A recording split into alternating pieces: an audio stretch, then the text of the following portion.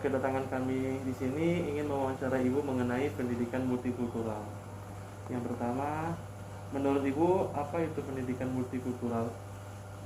Pendidikan multikultural itu adalah merupakan sebuah pendidikan. Multi itu kan artinya banyak ya, Iya, Bu. kultural itu artinya kan budaya. Jadi multikultural itu pendidikan yang lebih menggarisbawahi kepada perbedaan-perbedaan budaya. Jadi pendidikan ini sebenarnya sangat bagus ya diterapkan bagi sekolah-sekolah. Kenapa? Karena kan sekolah itu kan merupakan kumpulan dari beberapa orang yang beraneka ragam ya, berbeda suku, berbeda bahasa, berbeda agama. Di situ semua ada tentu kepada dalam sebuah pendidikan.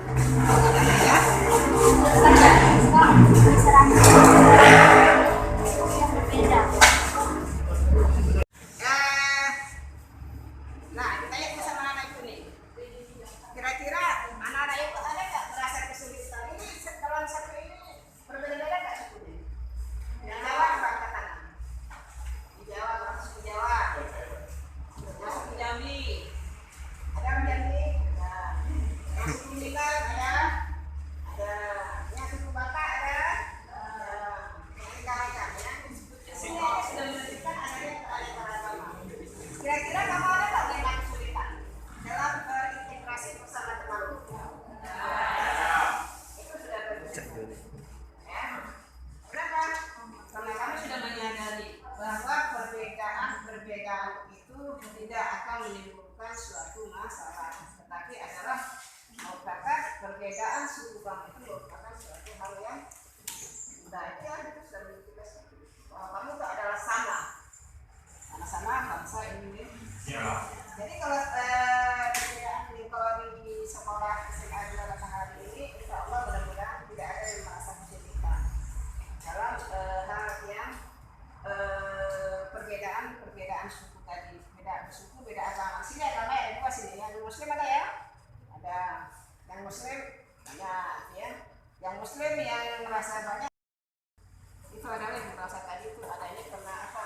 Kepentingan tadi, kepentingan selalu kenapa ya kepentingan politik. Jadi pergesekan itu di situ ya, kepentingan politik kebanyakan itu. Jadi sehingga timbul yang pergesekan karena ada perbedaan itu adalah kepentingan bersama. Ya, jadi bukan hanya perbedaan mereka bukan, tapi adalah karena adanya suatu hal kepentingan yang ditanamkan pada masyarakat. Sehingga hal inilah yang menyebabkan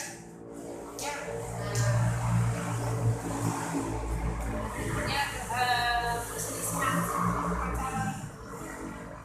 Karena hanya dikatakan karena perbedaan mereka tidak. Misalnya, kita saja di sekolah mereka aku.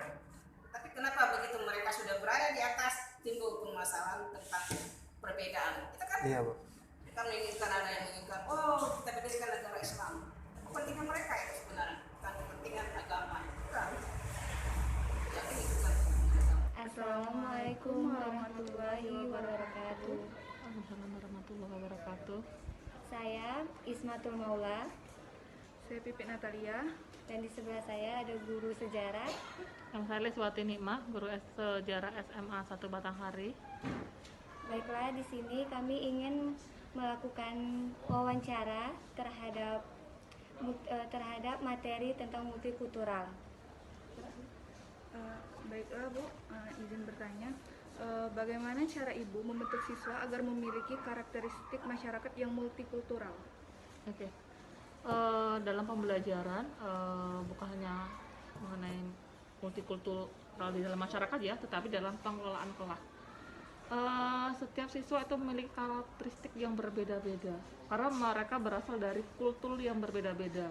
Ada yang dari Jawa, ada yang asli Jambi, ada yang dari Minang, ada yang dari Sumatera Utara dan lain sebagainya. Jadi di sini saya sebagai guru harus bisa mengetahui setiap karakteristik siswa saya untuk mencapai tujuan dari pembelajaran, terutama adalah mengenai multikultural.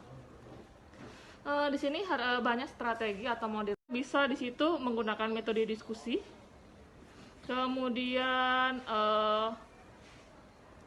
demonstrasi, atau mungkin kita menggunakan metode minpack atau membuat catatan seperti clipping atau sebagainya untuk memperkenalkan kultur yang ada di Indonesia, kebudayaan-kebudayaan yang ada di Indonesia, atau mungkin kebudayaan-kebudayaan, karena kalau sejarah itu kan materinya luas ya. Terutama saya mengajar sejarah perminatan di sini, terutama itu di kelas 10 itu ada mengenai kebudayaan bukan hanya di Indonesia tapi bahkan sampai ke mancanegara, terutama mengenai peradaban dunia. Di situ kita bisa menampilkan beberapa gambar, kemudian meminta anak buat clipping supaya mereka mengetahui berbagai macam kebudayaan-kebudayaan yang ada baik di Indonesia maupun dunia. Oke, ada lagi? Bu, kalau bagaimana cara Ibu mengembangkan pengajaran multikulturalisme ini ke dalam pendidikan sejarah? Oke, kalau dalam kehidupan sejarah, terutama kehidupan sekarang ya, kita kan menggunakan kurikulum K13. Ini adalah berhubungan dengan sikap kita, sikap masyarakat yang kita dulu kita dikenal sebagai masyarakat yang ramah tamah dan gotong royong. Kemudian karakteristik siswa saya untuk mencapai tujuan dari pembelajaran, terutama adalah mengenai multikultural. Di sini banyak strategi atau model-model pembelajaran yang bisa kita gunakan.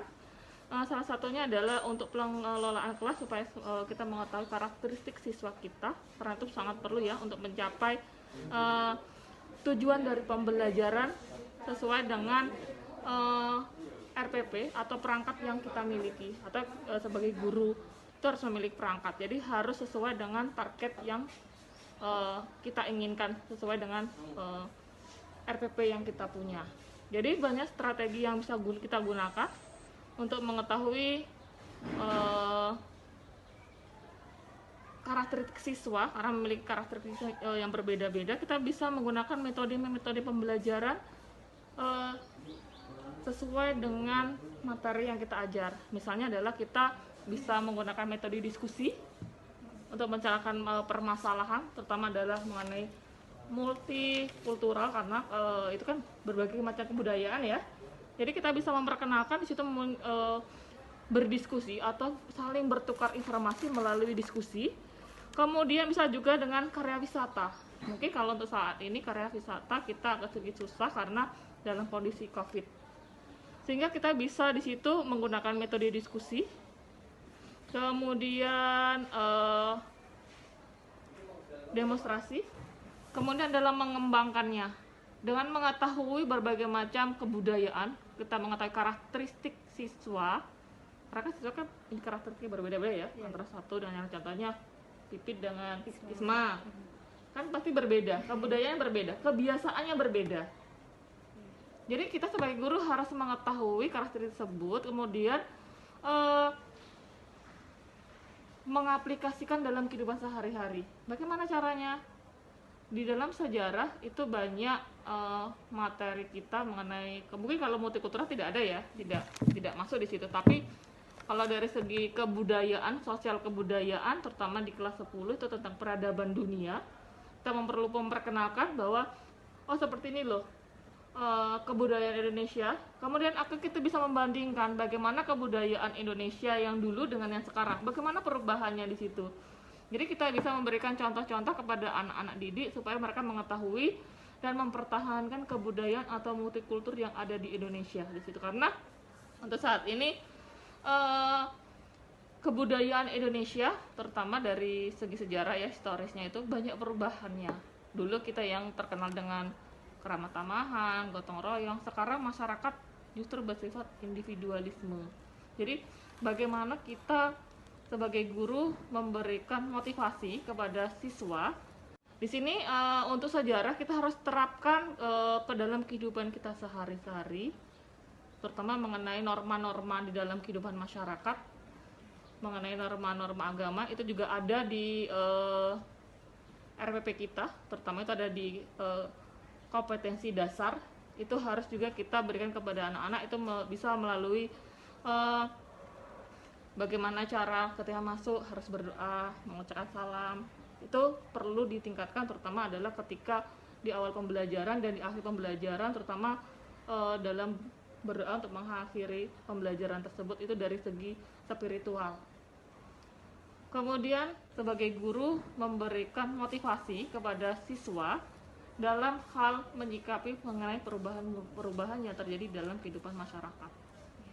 Oke, dengan melalui mungkin di kebiasaan kita sehari-hari seperti mengucap salam, tadi udah sebutin ya, ada mengucapkan salam, kemudian menghormati sama teman, kemudian berdoa sebelum itu termasuk adalah sebuah kebudayaan yang harus tetap dilestarikan di dalam lingkungan sekolah yang nanti akan diaplikasikan ke dalam kehidupan sehari-hari. Oke? Sudah? Terima kasih Bu. Sekian dari kami. Wassalamualaikum warahmatullahi wabarakatuh. Waalaikumsalam warahmatullahi wabarakatuh.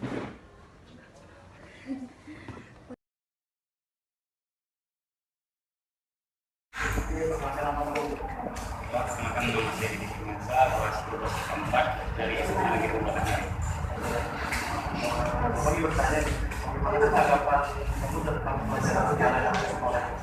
Menurut saya pembelajaran sejarah di sekolah ini sangat bermanfaat dan baik dan bagus di posisi di SMA ini, karena kembali kita di pelajaran ini diingatkan kembali bagaimana sejarah perjuangan bangsa Indonesia dalam merebut kemerdekaan Indonesia dan para pejuang tokoh-tokoh yang berjuang keras dan gigih dalam medan pertempuran. Mengenai metode pembelajaran, metode seperti apa yang biasanya digunakan guru dalam pelajaran sejarah? Metode biasanya yang digunakan dalam sistem belajar secara langsung itu menggunakan buku, seperti guru menerangkan di depan dan siswa menyimak, mengamati, kemudian siswa diberi bertanya dan guru menerangkan kembali. Kalau secara daring, metode gimana? Kalau secara daring itu melalui classroom di mana guru memberikan tugas dan siswa mengerjakan. Menurut Anda mengenai tentang metode daring dan metode tatap muka mana lebih baik? Menurut saya yang bagusnya itu secara tatap muka, karena secara langsung kami menemukan ataupun melihat guru menerangkan secara jelas, kami pun secara menyimak dapat menangkap pelajaran yang diberikan. Terima kasih ya. Sama.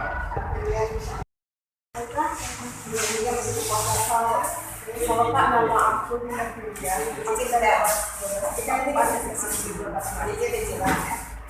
Amel, jadi mau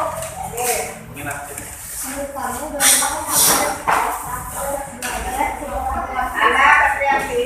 Kalau menurut aku suka-suka saat pembelajaran secara langsung tenang, semangat dan karena guru masih pembelajaran